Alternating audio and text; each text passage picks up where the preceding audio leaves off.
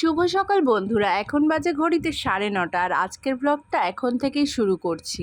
আর আমি অর্পিতা, আর আমার channel Arpita daily ব্লগে তোমাদের সকলকে ওয়েলকাম জানাই। আজ সোমবার জন্মাষ্টমী, তার কারণে ছেলের স্কুল ছুটি, তাই একটু দেরি করেই ঘুম থেকে ওঠা, তাই ছেলের ব্রেকফাস্ট থেকে শুরু করা হলো। আগে মুখ টুক ধুইয়ে কি খাওয়ালাম সেটা তো আর দেখাতে পারলাম না, কলাটা খাওয়াচ্ছিলাম সেটাই দেখতে। তো এখন থেকে আমরা যেহেতু ব্লগটা শুরু করেছি, তাই আমার সমস্ত ঘরের বাসি বিছানা বাসি কাজ সব পড়ে আছে এবং 2-3 দিন ধরে এত বৃষ্টি হচ্ছে, দেখতেই পাচ্ছ তোমরা। তো তার কারণে প্রত্যেকটা জামা কাপড় ঘরেই মেলা হয়েছিল, বাইরে তো কোনো রকমভাবে শোকানো যাচ্ছিল না, একটুখানি থামলেই আবার বৃষ্টি আসছে এইভাবে। তো প্রচুর জামা কাপড় ঘরে মেলা আছে। আমি বাসি বিছানাটা তুলে নেবো। আর দেখতেই পাচ্ছ চায়ের গ্লাসটা সকালবেলা উঠে আমি আগে চাটা খেয়ে নিয়েছিলাম জানলার পাশে বসে, তো গ্লাসটা আর নামানো হয়নি, ওখানেই রাখা ছিল। তো এখন আমি বিছনাপত্র সব ঝেড়ে নেবো, যেহেতু ছেলে এখন ঘুম থেকে উঠলো, তো সেই জন্য ও না উঠলে তো বিছনাটা ঝাড়তে পারছিলাম না, পরিষ্কার করতে পারছিলাম, তো এবারে ঝেড়ে নেবো। আর কালকে আমি ছিলাম না, আমি ছিলাম বাপের বাড়িতে, মানে আমি গেছিলাম, যেহেতু আমরা প্রার্থনায় যাই, তো সেই প্রার্থনায় যাওয়ার ছিল, তো তার জন্য আগের দিন শনিবার দিন বিকেলবেলায় চলে গেছিলাম। আর শনিবার ছিলাম, আর রবিবারের দিনেও মানে সারাদিন ওখানে ছিলাম, রাত্রেবেলা এসছি বাড়িতে। তো তার জন্য আমার বর অনেক কিছু কেচে রেখেছিল জামা কাপড়, ওই যেগুলো শোকায়নি সেগুলোই দড়িতে দেওয়া আছে, আর যেগুলো শুকিয়ে গেছিলো ওই যে বিছনার মধ্যে রাখা আছে। তো আমি তাড়াতাড়ি ওইগুলো ভাঁজ করে সব তুলে রাখবো, যেহেতু পুরো বিছনার মধ্যে টাল হয়ে আছে জামা কাপড়, দেখতেই পাচ্ছ। এবার সব দড়ির জামা কাপড়গুলো মোটামুটি শুকিয়ে গেছে, কিন্তু যেহেতু ঘরের মধ্যে বর্ষাকাল, বুঝতেই পারছো একটা স্যাঁতস্যাঁতে ভাব আছে, কিন্তু শুকিয়ে গেছে। ওদিকে সব জামা কাপড় ভালো করে তুলে নিয়ে আর গুছিয়ে রেখে, এইদিকে ছেলে আমার এত বিরক্ত করছে, ওকে আমি এক ধমক দিয়ে বস করিয়ে দিয়েছি, তুই টিভি দেখ, তুই টিভি দেখছিস, লাফালাফি করছিস। সে আর শোনে, সেই আবার উঠে লাফালাফি করেই যাচ্ছে। ওই এক জায়গায় স্থির হয়ে বসতেই পারে না, একবার এই জানলা একবার ওই জানলা, এই করে যাচ্ছে। ক্যামেরায় কিন্তু দেখতে মনে হচ্ছে একদম ছোট্ট একটুখানি বিছানার মধ্যে ও ঘোরাঘুরি করছে, কিন্তু না, জায়গাটা অনেকটাই বড়, মোটামুটি বড়, অনেকটা বলতে মোটামুটি। তো দেখো আমি সমস্ত জামা কাপড়গুলো ভাঁজ করে নিচ্ছি। আর আমাদের না একটা মিড কেস কেনার কথা ছিল, কালকেরেই আমি কিনতাম, যেহেতু বাপের বাড়ি গেছিলাম, কিন্তু কেনা হলো না, সেটা বৃষ্টির কারণে কিভাবে নিয়ে আসবো। মিড কেস না, সরি, আমার বলতে ভুল হলো, ওয়ার্ডরোব। কারণ আমাদের যে দেখো বড় আলমারিটা আছে, সেটাতে তো সব সময় ভালো জামা কাপড় থাকে, সব সময় পরার যেই সমস্ত জামা কাপড়গুলো, এইগুলো রাখার জায়গা নেই। তো ওই দেখো আমি একটা চেয়ার আমার ওপাশটায় আছে, টিভির ওদিকটায়, আমি একটু পরে দেখাচ্ছি। তো ওই চেয়ারের উপরেই দুটো ওই ফলের ক্রেট হয় না, ওই দুটো ক্রেট রাখা আছে। আর ছেলের জামা কাপড় তো ছেলের বাস্কেটে থাকে, তো আমি ওই জামা কাপড়গুলো ওই ক্রেটের মধ্যেই, আমারটা একটা আর আমার বরের একটাতে এরম থাকে, ওরমভাবে গুছিয়ে রেখেছি। তো চলো এবার ছেলের নখগুলো কেটে দিই, কারণ শনি রবিবার দুদিনই টাইম পাইনি কাটতে। আর ছেলেটা খুবই ভুগছে, জ্বর করে কদিন ধরে, ওই জন্য ওকে নিয়েও ডাক্তারখানা এই সেই যাওয়া আসা, ও চুলটা তো কাটানোই হলো না। তো নখটা আজকে কাটিয়ে দিই, যেহেতু সোমবার, কোনো অসুবিধা নেই। নখটা কেটে নিয়ে তারপর আমি ঘরদোরগুলো ঝাঁটপাট দেবো, পরিষ্কার করব, দিয়ে তারপর আমি আবার রান্না বসাবো।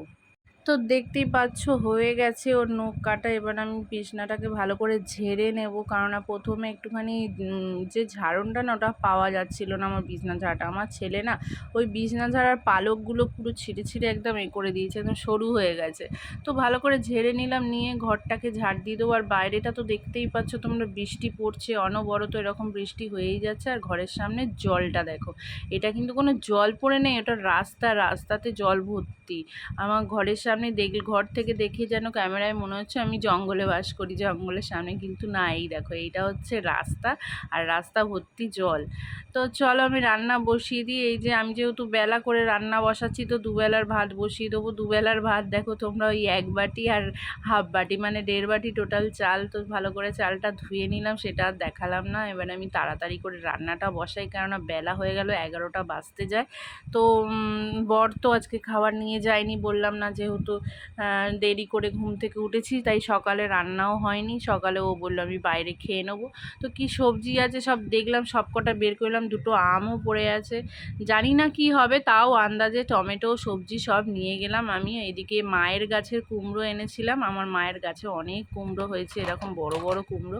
তো এটা এনেছিলাম, সবাইকে কেটে দেওয়া হয়েছে। আর এইটা আমার শাশুড়ি আছে এখানটা, দেখি কি করা যায়। তো আমি একটা বড় ফালি পেঁপে কেটে নিলাম, পেঁপেটা ভাতে দিলাম, ছেলেকে দেবো না, যেহেতু ওর ঠান্ডা লেগেছে, আমি একাই খাবো। আর এদিকে আলু আর গাঠি কচু সেদ্ধ বসিয়ে দিলাম, ওটা দিয়ে একটা দম মতন বা কিছু মতন একটা করব, নিজেও জানি না, যাই হোক পাচ্ছি করে যাচ্ছি এই মতো আর কি। ভালো করে ধুয়ে জল দিয়ে ওটা আমি বসিয়ে দেবো। এদিকে আমার ভাত হয়ে এসছে প্রায়, তো ভাতটা নাবিয়ে প্রেশারটা বসিয়ে দিলাম আমি। এদিকে ভাত হয়ে গেছে পুরো। আর ওদিকে উচ্ছে আর কুমড়োটাকে কেটে নিয়েছি, উচ্ছে কুমড়ো ভাজা করব, বেশ একটু মিষ্টি মিষ্টি তেতো তেতো ভালোই লাগবে। এদিকে তেল ছিল না কৌটোয়, যেই কৌটোটাতে তেল রাখি আমি সেই কৌটোটাতে একটা কীরকম যেন তেল চিটে গন্ধ হয়ে গেছে, ওই জন্য ওই কৌটোটা বাদ দিয়ে বোতলে অল্প করে তেল ঢেলে রাখলাম। এখন বাদ বাকি পরে ঢালবো। ওই কৌটোটা মাজতে বের করেছি, মাজা হয়ে গেলে। তো এখানে দেখো আমি রান্না করে নিচ্ছি পরপর, কারণ রান্না করতে তো টাইম লাগে, দুদিকে দুটো বসিয়েছি। এদিকে ছোট কড়ার মধ্যে আমি ভেজে নেব, আর ওদিকে ওটা সেদ্ধ হয়ে গেলে কচু আর আলুটা, মানে গাঠি কচু আর আলুটা, তখন ওদিকে আর একটা কড়া বসিয়ে রান্না করে নেবো, কেননা দেরি হয়ে গেছে। ছেলেকে আমি প্রত্যেক দিন 12:30 একটার মধ্যে খাওয়ানো ঘুম পাড়ানো হয়ে যায়, আর আজকে আমার অনেকটাই দেরি হয়েছে। এইটা হচ্ছে তেলের কৌটো, এটা একদম গন্ধ হয়ে গেছে বলে বাইরে বের করে দিচ্ছি মাজতে। এবার আমি এখানে সবজি কেটেছিলাম, সেগুলো সব খোলা ফোলা গুড়িয়ে পরিষ্কার করে নিচ্ছি, কারণ দেখতে তো বাজে লাগে না, আমাকে তো মুছতে হবে, ঘরটা মুছে নেবো আমি। আর এদিকে সব মশলা রেডি করেছি, এই যে কচু আলুর দম করব। তো হয়ে গেছে আমার রান্না, ওদিকে হচ্ছে তরকারি বসিয়ে দিয়ে আমি চান করতে চলে গেছিলাম, চান হয়ে গেছে। চলো, এই যে আমার ছেলে আরগোর খাচ্ছে, ওকেই চান করিয়ে দিয়েছি মাঝখানে, সেটা আর দেখাইনি। তো এবার ভাত খাবো, বললাম না অনেক দেরি হয়ে গেছে। তো চলো দেখা যাক, ভাত খেয়ে নিই, তারপর তোমাদের সাথে কথা হচ্ছে। আর হ্যাঁ, তোমাদের সাথে কথা বলতে বলতে ভুলে গেছি, এই দেখো আমি কি কি রান্না করেছি। ওদিকে তো পেঁপেটা ভাতে দিয়েছি দেখেছো, আর এই যে উচ্ছে আর কুমড়ো ভাজা, আর এটা হচ্ছে গাটি কচু আলুর দম, ওটা করেছি। ওই যে দুটো কড়া দুদিকে বসিয়ে রান্না করেছি। তো চলো ছেলেকে খাইয়ে নিই তাড়াহুড়ো করে, অনেকটা বেলা হয়ে গেছে। তো দেখো, তো তখন আর আমি আর ভিডিও করতে পারিনি, চান করে এসে তোমাদের দেখিয়েছিলাম যে এবার ভাত খাবো বলেছিলাম, তো তারপর ভাতটা খেয়ে আর দেখাইনি। ছেলেও ঘুমিয়ে পড়েছিল, এই যে দেখো ছেলে ঘুমাচ্ছে। তো আমিও তারপরে ওর সাথে খাওয়া দাওয়া করে ওর সাথে একটু শুয়েছিলাম, শুয়ে থাকতে কখন যেন ঘুমিয়ে পড়েছি। তো এখন দেখো ঘড়িতে কটা বাজে দাঁড়াও, দুপুরবেলা ঘুমালে না শরীরটা খুব ম্যাঁচ করে। আর দেখো এখন বাজে 6:30, ঘুমাচ্ছে। ছেলেকে ডাকছি, এ বাবা উঠে পড়ো, ঘুম হয়ে গেছে, তো উঠে পড়ো, উঠে পড়ো। তো উঠুক, ওকে খাওয়াতে হবে। ও না এখন করে আর দুধ বানিয়ে দিলেও খায় না, হরলিক্স করে দিলেও খায় না, চারিদিকে টেডি বিয়ারগুলো পড়ে আছে। তো দেখি উঠুক, ও উঠলে ওকে আবার সুজি করে দেবো, সুজি খাবে, কিছুই তো খেতে চায় না। দেখো বাইরেটা দেখাই একটু, দেখো কত জল আমাদের এখানে, ঘর থেকে বেরোলেই মানে জল। আমার ঘরটা যেহেতু অনেকটা উঁচু, এই যে সেই জন্য এখানে ঘরে জল ঢোকার তো কোনো আর বেলাই নেই। আমি 1 বছর হলো নতুন ঘর করেছি, সেটা তো আমাদের ঘরের ভিডিও দেখলেই বুঝতে পারবো। আর এই যে রাস্তাটা দেখো, পুরো রাস্তাটা আমাদের জল, আমাদের গলিটা পুরো জল, দেখো সেই মাথা একদম, দেখতে পাচ্ছ। আবার এই দিকেও জল, ওই দিকটা অন্ধকার, ওই দিকটা তো মাঠ আছে, বড় বড় মাঠ, ওগুলো তো আগেই ডুবে যায়, মাঠগুলো। তো তারপরে বৃষ্টি হলে মাঠের জল এইদিকে চলে আসে, ওইদিকে অন্ধকার হয়ে পুরো নীল নীল হয়ে আছে। দেখো লাইট পোস্টের আলোটা, লাইট পোস্টটা পুরো আমার ঘর, আর লাইট পোস্টেই দেখো, এই লাইট পোস্ট ওই যে ওইখানটায়, আর এই যে আমার সিঁড়ি, আমার পা, এই যে। তো চলো দেখা যাক, ছেলেকে ডাকি। আর আমি এখন একটুখানি চা করবো বা কফি করবো, যাই হোক করবো। আমার না একটুখানি ঘুম থেকে উঠলে একটু চা মন করে, বা কফি। আর তোমরা এখন না অনেকেই প্রশ্ন করতে পারো যে দিদি তোমাদের জানলার মধ্যে পর্দা থাকা সত্ত্বেও চাদর কেন দাও। দেখো আমার দুটো জানলাতেই চাদর দেওয়া আছে, পর্দা যে নেই তা না, পর্দা কিন্তু আছে। ওই যে এদিকে একটা দেখো, এদিকে হচ্ছে মেরুন কালারের আছে, আর আর এদিকে হচ্ছে গ্রিন কালারের আছে। গ্রিন কালারটা আমার খুব পছন্দ, এটা আছে। তাও আমি চাদরটা দিয়েছি এই কারণেই যে এই পর্দাগুলো না দেওয়ার পরেও আমাদের রাস্তার ধারে তো ঘর, এইটা তো রাস্তার ধারেই একদম, আর এটা আমাদের গলি, কিন্তু ভোরের দিকে না পুরো আলোটা ওঠার সাথে সাথেই ঘর পুরো আলো হয়ে যায়, যতই পর্দা দিই আলো হয়ে যায়। সেই জন্য একটু মোটা করে দেওয়ার জন্য এই চাদরগুলো দিয়ে রাখি, যাতে ঘরটা একটু অন্ধকার থাকে, নাহলে ওই আলো ঢুকলেই ঘুম ভেঙে যায়, ভালো লাগে না। আমাদের এই দরজাটা খুব একটা পাকাপোক্ত নয়, দেখুন লোহার গেট, কিন্তু খুব একটা পাকাপোক্ত না, এটা জানি খুব বিচ্ছিরি লাগছে। এই যে এতটা এইটুখানি পর্যন্ত মানে দেওয়া আছে, ফাইবার সিট দেওয়া আছে, এর উপরটা পুরো ফাঁকা বলে এইরকম চাদর দিয়ে এদিকে একটা কাপড় দিয়ে, মানে পর্দার কাটা কাপড় দিয়ে এরকমভাবে আমার দরজাটা ঘেরা আছে। এইদিকে অনেকটা করে ফাঁকা, এই দেখো অনেকটা করে ফাঁকা, এখান থেকে টিকটিকি পোকামাকড় ঢুকে যায়, ভয় লাগছে। তো এরকমভাবে চাদরটা এখন আপাতত আটকে রেখেছি, আমি থাকে। আর পরে চিন্তা ভাবনা করে রেখেছি কি এখানটা একটা লোহার গেটই বানাবো, যাতে পুরোটা একদম কভার করা থাকে, হয় না যেরকম কাঠের দরজাগুলো হয়, ওরকমই একটা দরজা বানাবো লোহার, পুরোটা সিট দেওয়া থাকবে সেই রকম। একটু জানলাটা খুলে দিই, জানলাটা খুলি না মশার জন্য, এখন জল চারিদিকে মানে মশা হবে, তো ওই জন্য খুলি না। তো একটুখানি খুললাম, ঠান্ডা হবে ঘরটা। তো চলো আমি একটুখানি মুখটুকগুলো ধুয়ে নিই। আর এই যে সকালবেলা দেখেছিলে রান্না করেছিলাম, কড়া ফড়াগুলো যে পড়ে আছে এগুলো সব এখন গোছাবো। ছেলের তেল মাখানো বাটিটা এখানে আছে, এই যে তেল মাখিয়েছিলাম, তেলটা আছে এখনও, এটা এটা গুছিয়ে রাখতে হবে। এখানে আমি এখনও কিছু গোছাইনি, এখানটা মোটমাট গোছাতে হবে, কড়া দুটো ধুতে বের করতে হবে ধোয়ার জন্য। এখানে জল ভরা আছে বোতলে, তাও জল ভরতে হবে। এখানে সব ব্যাগের মধ্যে এই যে বোতল ভর্তি, এগুলো খালি বোতল, এগুলো জল ভরতে হবে ওই ঘরে গিয়ে, আমার শাশুড়ির ঘরে, ওখানে জলের রেটা রাখা থাকে। দেখি এখানে আজকে জামা কাপড় কাচতে পারিনি, এই যে জামা কাপড় পরে আছে, কারণ বৃষ্টি হয়েই যাচ্ছিলো সারাদিন আজকে, ওই জন্য জামা কাপড় কাচতে পারিনি। ছেলেটাকে তুলে তারপরে ওকে খাওয়াবো, আমি মুখগুলো ধুই। আর এদিকে দেখো সময় খারাপ গেলে যা হয়, টিভিটা একদম খারাপ হয়ে গেছিলো, একদম কিছুই আসছিল না ছবিতে। তো একজনের কাছে নিয়ে যাওয়া হলো আমাদের এখানে, তো সেখানে বললো কি টিভিটা একদম খারাপ হয়ে গেছে, এটা সারানো যাবে না। আমি কেন? বলছে সারানো যাবে না, বলতে সারানো যাবে, 8-10 হাজার টাকা খরচা পড়বে। আমি বলি বাবা 8-10 হাজার টাকা খরচা হবে কেন? না ভিতরে প্যানেলটা খারাপ হয়ে গেছে। তো আমরা ঠিক করলাম যে আমরা টিভিটা সারাবো না, এত টাকা দিয়ে টিভিটা সারি কী হবে, তো সারাবো না। তো তারপর আমার কী হলো, আমার ভাসুরের বন্ধু, সে হচ্ছে টিভি সারায়, তো তাকে বলা হয়েছিল, সে বললো কি যে ঠিক আছে আমি অমুক দিন আসবো, তো এই করে। তো আমি ছিলাম না কালকে বাড়িতে, আমি গেছিলাম বাপের বাড়িতে। সকালবেলা বর ছিল ঘরে, রাত্রেবেলা চলে এসেছিলো যেহেতু শনিবার রাত্রে, তো বর ছিল ঘরে, তখন আমার ভাসুরের বন্ধু এসেছিলো টিভিটা সারিয়েছে। তো কী হয়েছে না, টিভিটা ভিতরে একটা তার কেটে গেছে, তারটাকে ঝালাই করতে হবে। তো তারটাকে ঝালাই করে দেওয়ার পরে ভালো, কিন্তু খুব সুন্দর পিকচার এসছে, হ্যাঁ, এটা কোনো প্রবলেম হচ্ছে না। শুধু কি বলো তো, একটুখানি টিভির পিকচারটা একটু কেঁপে কেঁপে কেঁপে কেঁপে আসছে, একটুখানি ঝাপসা ঝাপসা, আর কিছু না, খুব একটা ঝাপসাও না।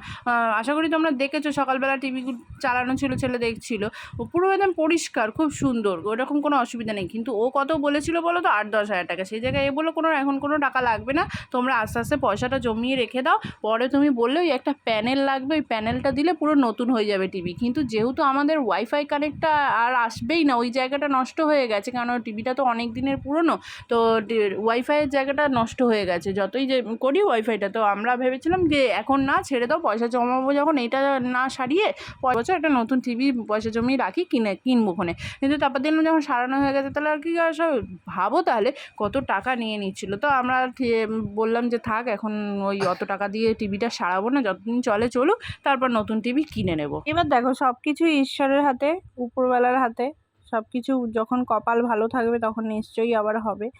আর তোমাদের ভালোবাসা, তোমাদের সাপোর্ট তো আছেই। কিছু তো একটা করবো বলেই অবশ্যই মানে এই ওয়াইটিতে এসেছি, কিছু তো একটা করার ইচ্ছা থাকে। এবার যদি উপরবেলার স্বাদ থাকে আর তোমাদের ভালোবাসা থাকে, নিশ্চয়ই হবে। আর সবসময় যে চাওয়া পাওয়া নিয়ে এসেছি তা হবেই, এরম তো কোনো ব্যাপার না। নিজেদের যোগ্যতা কোথায়, শরীরের অবস্থা সেরকম কিছু না যে অন্য কিছু করতে পারবো। ঘরে বসে বসে যেটুকুনি দেখানো যায়, যেটা করি আর কি, ডেলি ব্লগ, ডেলি লাইফস্টাইল, সেটাই তুলে ধরি। তো তোমাদের ভালো লাগলে অবশ্যই পাশে থেকো, এইটুকুনি বলবো। দেখো অহংকার মানুষের ভালো না, অহংকার করাটা ভালো না, আমি সেই জন্যই বারবার বলছি, অহংকার দেখিয়ে কিছু করে তো লাভ নেই। তো চলো এবার ছেলেকে তুলে দিই, ওকে খাওয়াতে হবে। আমিও মুখ টুকগুলো ধুয়ে আসি, দিয়ে এসে আমি ওর সুজিটা বানিয়ে নিই, আমি চা করবো। দেখছো এখন পুরো পাল্টে দিয়েছি, পাল্টে বলতে পর্দাগুলো সামনে রেখেছি আর চাদরগুলো সাইডে রাখা আছে। চাদরগুলো আবার রাত্রেবেলা ওর উপর দিয়ে এরপরে টানা হবে পর্দার উপর দিয়ে। আর ছেলের জন্য সুজি বানাচ্ছি। তো দেখো আমার চা হয়ে গেছে, ওই যে বিছানায় দেখতে পাচ্ছ, এই দেখো। দেখো তোমাদের সাথে কথা বলতে বলতে আমার কত বড় ভুল হয়ে গেছে দেখেছো। কিন্তু তোমরা কিন্তু বুঝতে পেরেছো কিনা আমি জানি না, কেউ ধরতে পেরেছো কিনা। আমি প্রথম দিকের ক্যামেরাটা কিন্তু মানে এরমভাবে ধরেছিলাম, যার জন্য প্রথমে ছবিগুলো এরকম আসছে। তো যাই হোক, আমি তো মানে বড় ব্লগ খুব কমই দিই এখন, অনেক দিনে বললাম না 1.5 বছর 2 বছর আগেই করতাম বড় ব্লগ, এখন আর করি না। তো ওই জন্য ওই মিনি ব্লগ করতে করতে ফোনটাকে এইভাবে ধরে ক্যামেরা করতে করতে অভ্যেস হয়ে গেছে। তো যাই হোক, মানিয়ে গুছিয়ে নিও, নেক্সট বার থেকে যখন করব ঠিক করে করব। তো গাইস চলো আমি এবার চাটা খেয়ে নিই। এই যে চা আমার ঠান্ডা হয়ে যাচ্ছে, আর ছেলের সুজিও এই যে হয়ে গেছে, আর এই যে আমার চা ঠান্ডা হয়ে যাচ্ছে, আমি চাটা খেয়ে নিই। তো ছেলে আসলে ছেলেকেও খাইয়ে দেবো, তারপর ওকে পড়তে বসাবো। তো আজকের ব্লগটা এই পর্যন্তই। ভালো লাগলে লাইক কমেন্ট শেয়ার করো। আর যারা নতুন আছো, অবশ্যই নতুন আছো তোমরা, নতুন দেখছো আমার চ্যানেলটাকে প্লিজ সাবস্ক্রাইব করে আর বেল আইকন ঘন্টাটা টিপে দিও, যাতে আমি যখনই ভিডিও বানাবো তোমাদের কাছে সবার আগে নোটিফিকেশান যাবে। ভালো লাগলে অবশ্যই পাশে থেকো। ততক্ষণের জন্য টাটা, ফিরে আসছি অন্য কোনো ব্লগ নিয়ে। ভালো থেকো, সুস্থ থেকো, বাই, জয় যিশু।